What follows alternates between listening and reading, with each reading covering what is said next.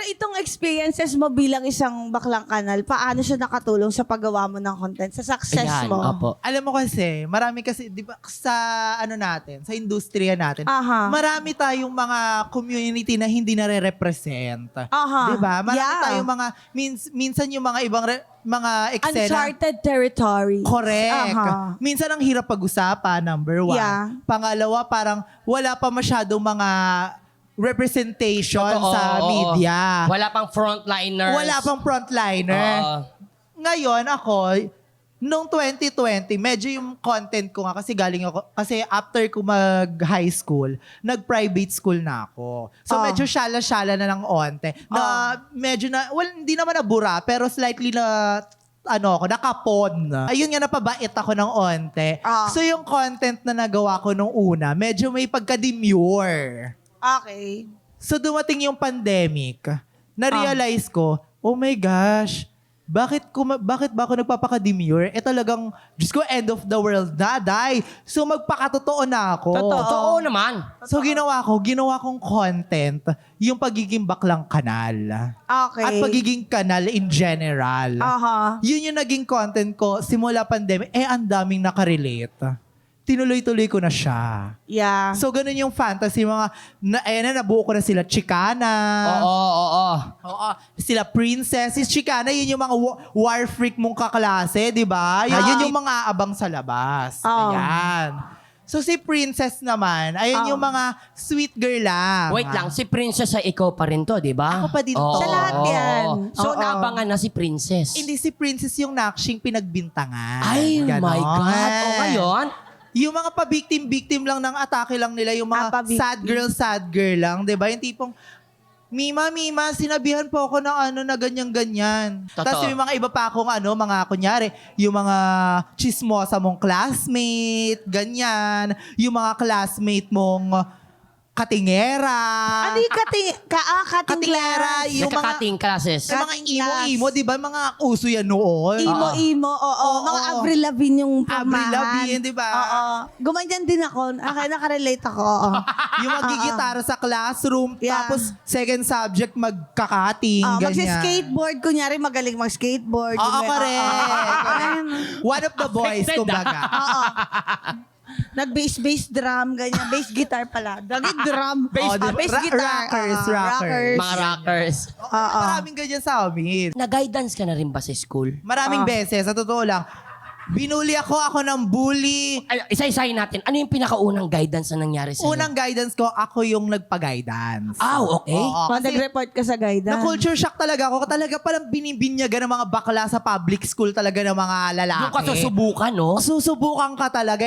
Eto first day ha, talagang bininyagan talaga ako. Talagang pinagtitripan First day of school? na ako. Oo, First day of school? First day of school ng high school. Siyempre, ang dami mong balak. Magpapa-cute ka dyan. Kasi siyempre, ang dami mga... Nangangapa ka pa. Oo, ngangapa ka pa. Tapos siyempre, ayaw mo masabi ang bakla nung una, Naman, di ba? oo. Kaya ko siyempre, cosplay ka muna. Tapos? Malay mo mag-work, Ba't di ba? cosplay? Sinong karakter mo doon? Siya, medyo Sailor Moon? Vegeta. Sana lagi ka na. Di ba sa'yo may mata dito? May letter M. Ako yung si Bad Vegeta. Ganon muna ako. Wala talagang, Diyos ko, Pero bulma parang ako mas piccolo ko, ma. Piccolo. Piccolo. Okay. Loka. So, ayun, ending, nabukayo ako ng mga lalaki at mga babae. So, syempre, ayun, pinagtripan na ako. Mga siguro 2 days, 3 days, na-imbier na ako. Pina-guidance ko na. Nagtigil naman. So, paano naman nung ikaw? Yung sinumbong sinumbong. sa guidance? Ayun, syempre, di ba kapag kunyari, nabully ka, medyo may tendency na kapag medyo may personality ka na, ikaw na yung Totoo yan. mambubuli. Totoo Meron yan. akong kaklase kasi, medyo, siya, nagtatagong bakla. Kasi syempre, Kloseta, kumbaga. Kloseta. Oo. Sa pananaw ko, bakit ako nabully ako? Samantalang ikaw hindi kasi nagtatago-tago ka. Ganon. Oo, ginanon mo siya. Oo. So, syempre, medyo, ginudge ko siya, ganon. Oo. Oh. Ang ending, inaasar-asar ko siyang bakla, ganon. Out Hindi naman, loud. hindi naman umabot sa pisikalan, kumbaga. Oh. Nagkaaway lang kami. Tapos nung nagkatalakan na kami, pina-guidance niya na ako. Ayan na. So, ako na yung natalakan ngayon. So, hanggang sa medyo, ayun na, natututo na ako na hindi mantalak ng mga kaibigan, yung mga prena-prena kong bakla. So, ayun. So, naging kaibigan mo tong pinag-guidance Actually, mo? lahat ng mga nakaaway ko, naging kaibigan ko eh. Sa totoong buhay lang. Kasi, parang feeling ko naman, yun yung isa sa mga pinaka naging, kumbaga, learning curve Yeah, ko. totoo. Meron siyang parang core memory yun sa'yo, May no? tinuro sila sa akin. May kumbaga. turning point. Oo. Yeah. Either ako ng away or akong inaway. Kadalasan nagiging chika ko eh. Kasi isang community lang din naman kayo, di ba? Tapos pag gano'n nag-aaway na kayo, mas real na kayo sa isa't isa. Oo. So, Totoo. At natutunan namin sa yearbook mo, sino may mga yearbook? May Ay, mga nakaranas ba ng yearbook? yearbook Oh my dito? God. I Ako, di love ko pa yearbook. naranasan yun. Wala kayong Hindi yearbook? ko naranasan yung yearbook. Anong government kayo? Anong sakay kayo ng ano? Basta, wala ko naranasan yun. Ba't wala ano ba kayong yung pondo sa Oo. yearbook? Masaya. Yung sa yearbook niya kasi sabi niya daw, I want to be a professional Susulat sa yearbook, entertainer. ganyan. Hindi, ipiprint doon picture mo, toga picture, tapos yan yung mga name, ganyan, ganun po and pala what's your dream in life. Yes. And what's your motto? So, Ganyan. wala motto kaming mo? motto eh. Pero ang lang, ambition, yung mga ganon. Gusto mo. Yan. Ang akin, to be a professional entertainer. Wow! Pero napaka-broad nun ng entertainer kasi maraming klase ng entertainment, di ba? Correct. Specifically, ano talaga yung Oo nga. target mong entertainment? Isang klaseng Ako kasi, entertainment. dati nung high school ako, talagang papansin lang talaga ako. Parang natutuwa talaga ako kasi kapag kunyari, parang, di ba syempre yung mga high school ako, uso niyan yung sample-sample ni Meme. Pinapagawa nila sa akin yun. Tapos syempre, naaaliw ako. So sabi ko parang, ay, pwede ako maging entertainer. Ayoko ilagay kasi yung artista sa yearbook. Parang masyadong ambisyosa. Saka kachipan, Narekta artista. mo. no? Correct. Kachipan, professional entertainer, mas maganda pakinggan. Oo. Hindi. Hindi, totoo yun. Gusto ko maging artista. O, di ba ang cheap? Nakakahiya. Pero goal mo yun, okay lang Ay, yun. Ang ano mo, dapat kampi tayo Alam mo, eh. dapat kami, ang pangit. So, yun, nilagay ko entertainer. Tapos nun, ang nangyari, sabi ko, ima-manifest ko to. So, hanggang ngayon, na-manifest ko naman siya. And ang sa awa ng Diyos, in fairness naman, nag-dream come true yung mga dreams ko. Ayun.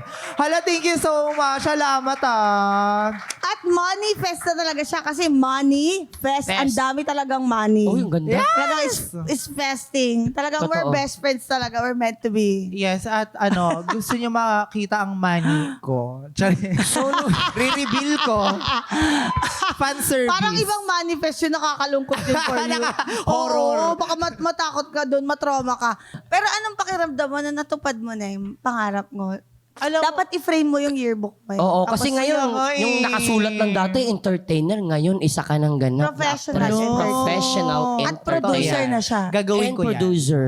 Okay. Sobrang- Gawin mo talaga. Promise. Sobrang talagang happy ako doon. Kaya, pag lagi ko nakita yung yearbook, parang sabi ko, oh my gosh, na-manifest talaga to ng malala. Kaya ngayon, sabi ko, gusto ko ibahagi din sa mga iba kong nakshi na parang Yeah. hindi na imposible na mangarap ka ng ganyan, na okay lang kahit gaano katayog yung pangarap. Diyos ko, baklang kanal ako, Nay. So, ang atake ko, parang ang hirap mangarap. Yung Diyos ko makapagtapos lang, ang hirap na. What more maging artista, maging entertainer. Talagang lulupain mo talaga siya. Kaya ngayon na medyo mas mabait na ang industriya sa amin, mas maging mababait na din kami sa mas bagets sa amin. So, ayun yung naging realization ko sa aking pagka-30, no? Oo. Maging mamamama na din. Hindi, pero iba talaga yung parang pag ini-embrace mo yung totoong ikaw eh. Oo. Ibang level talaga yon. And yung pagka-distinct mo, Correct. makikita talaga ng mga tao yan. Magta-transpire talaga Yes yan. po, Madam Chair. It's so hard na magpanggap. Totoo. Totoo yun. Isusuka ka ng sarili mo. At saka hindi mo na rin alam yung gagawin mo kapag ikaw ay nagpapanggap. Oo. Merong dead end yan. Totoo yan. Totoo yun. Merong Totoo dead end yan. yan. Magpapanggap ka. At the end of the day, mukha kang tanga. Correct. Oo. No? Oo. Hindi katulad ng katulad mo, Sasa, na you're genuine, napaka-natural mong tao. Tanungin ko sa'yo, nahirapan ka ba? Hindi naman. Hindi. Diba? Diba? Parang hindi, no? Tsaka parang kahapon lang. Yeah. Hindi totoo Correct. Ako parang di ko na-imagine, uy, magto 21 years na pala ako. Yes! Parang kailan lang. Congrats! Yung ganun. Totoo yun eh. Kapag nag-enjoy ka and you're being yourself and you're giving like, of course, you have to give effort. Yes. Of course. You have to work properly. You have to have etiquettes. You have to be professional. You have to study the craft. Tsaka But- hindi madali na Oh, tumagal. Dahil 21 years, pasabog. Pero like, it almost feels like it's not work if you are having fun and you're being yourself. Correct. To a point, syempre, of course. Pero dito ako talaga Yes po. nagkakaroon ng struggle. Ano po ba yung mga struggle? social events. Ayoko yung mga ganyan. Yung social mga events na sosyalan. yan, Yung mga sosyalan? kailangan nakaayos ka. Oo, Plastikan, ang hirap ganyan. din po. Oo, Oh, saya-saya ko correct. nandito ka. Oo. Pero hindi. Oo nga po. Paano po? ka? Paano ang ano mo doon? Ang arrive, ang atake mo sa ganun? Nung- Bilang isang baklang kanal Nako, tayo. Diyos ko, nakakaloka. Nung una, kinakanal ko yung mga tao. Yung mga, syempre, mga social gathering, at some point, di ba, kailangan prim and proper ka dyan ng onte. syempre. Di ba? Oo. Kailangan tone down ng onte. Nung una, my God. Oh. Haggard talaga kasi talagang umiinom talaga ako ng malala. Nagmamaoy ako Kasi minsan. open bar, no? Open bar. Maoy, nagmamaoy. Open bar. Paano Di ba ka kapag mga magmaoy? ganap? Paano ka Paano ka magmaoy? Siyempre, chichikahin ko yung mga artista, ganyan. Minsan Oh. wala na akong Kahit di boundaries. kayo close, kahit di kayo Oo. close. Oo.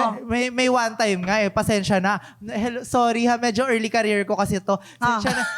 Ate Nadine. Nadine Lustre. Makati naman ako. Kayo Nadine Lustre, oh. Miss Nadine, my God, pasensya na. Chiniga-chiga ko siya ng malala. Nakalimutan ko na kung ano yung mga pinagsabi ko. Pero sabi niya, Ganun. Pasensya na ate. Masyado Pero akong mabait yun. Mabait siya, Feeling ko super. lapitin talaga Hindi ka siya na ng mga maintindihan. lapitin Oo. talaga siya ng mga nagmamaoy. Correct. Kasi nagmaoy din ako dun sa Medusa eh. Lagot! Sino Kaya nakaaway naman pala. mo? Ibig Kahit sabihin- dito early in my career ha. Medyo late na. Ibig sabihin, maganda Hindi po yung naman. aura na, Madam Maganda Chair. naman yung sinabi ko. Maganda, Sabi ko, I mean, like everything that you say and do. Yun lang. Diba? I mean, Tapos sabi niya, Maganda naman yung sinabi ko kasi nasa Medusa kami, English. Nag-English naman Nachika ako. mo, At least ano, English. sosyalin mo na gano'n. Syempre, lumevel ako. Tsaka ang ganda ng outfitan ko doon. oh wow. Oo. Di ba? Pero in Pandar. Oo, in fairness, yung glow up mo talaga ngayon, iba na. Medyo ano na nga, di ba? Hindi ka na ba Naligo maasim? na. Hindi ka na maasim? oo. Madam Chair, wala nang asim. Kung dati paumbo, ngayon medyo onting ano na lang, fermented na vinegar na lang tayo. So, kung Ay, hindi iba ka na na. maasim noon, ano na si Sasa ngayon? Fermented na ang tawag. I think medyo ano na lang, may amoy na lang. Paminsan-minsan, It oo. depends. Once a leaf year, gano'n. Once a leaf year. Every, quincenas, mga ganyan.